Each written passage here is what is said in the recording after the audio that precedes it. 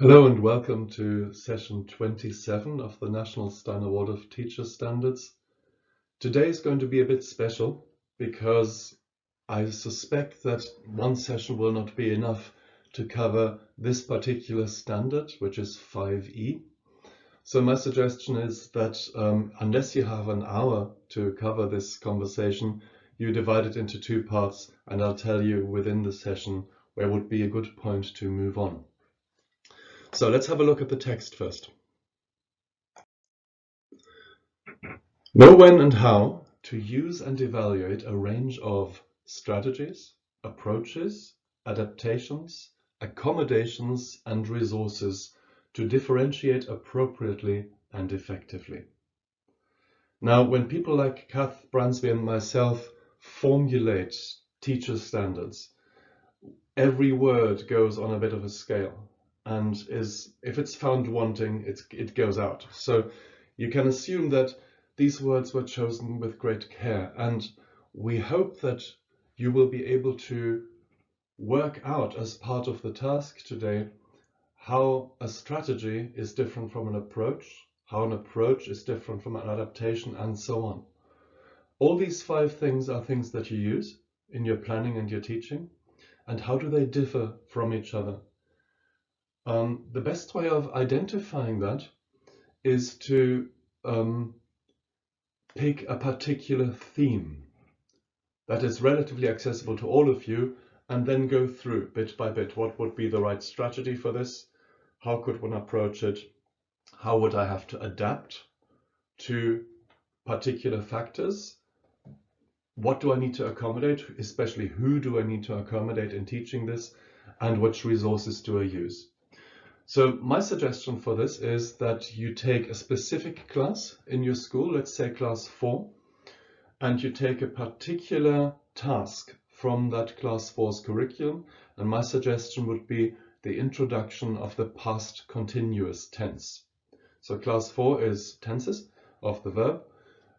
Let's assume you want to introduce the past continuous form of the verb. So, for example, as I was walking down the road yesterday, I noticed that my shoelace had become undone. You would like the children to have the ability to speak in that way and to use the correct forms of the verbs. What are your strategies, etc., for doing that? So work together in this, maybe again in groups of 2 or 3, and then share your understanding of these aspects and what you have come to. So this would be a good point for pausing the recording and then doing that work and coming back to the next thing next week. Or if you have lots of time, stay tuned and we'll move on to the next task. So this is the first of the sessions that has these 2 parts. So we're looking at this differentiation question now. Yeah, to differentiate appropriately and effectively, it asks here. And of course, there's all sorts of differentiation. In one of the recent sessions, we've talked about SEN differentiation.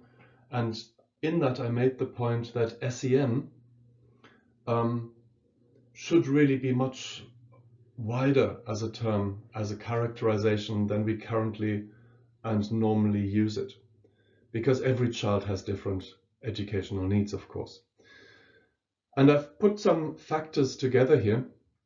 So the maturity, the intellectual development, the temperament of a child, the social inclination, the learning type, the physical ability, and the gender, and possibly 1 or 2 more are all factors that make this child who they are. So I could take those 7 points now and try and put them together into one brief shorthand description of a particular child. Let's say this child is Sophie. So let's say Sophie is bright. She's quite naive and overprotected at home. She is a phlegmatic visual learner who thrives on social contact and lacks individual group work. And she has a chronic bladder infection and needs to go to the toilet a lot. So I've put in these 3 sentences, I've put all 7 characteristics in there, and this is now the child to whom I have to teach something like the past continuous form of the verb. In what way would I adapt what we had last week for this? So how would I accommodate Sophie in this? So have a look at, maybe identify 5 or 6 children, maybe ideally from one class so that you have the same age group, and try and make up sentences like the one I've just given you, going through those 7 aspects, and see if you find that helpful. You may find it problematic because it's too much of a shorthand, or you might find it helps you appreciate the great variety that is on offer in what is generically called a class form. So I hope you'll find that fairly sanguine task quite entertaining and enjoyable, and of course helpful and instructive. Thanks very much, and see you soon. Bye bye.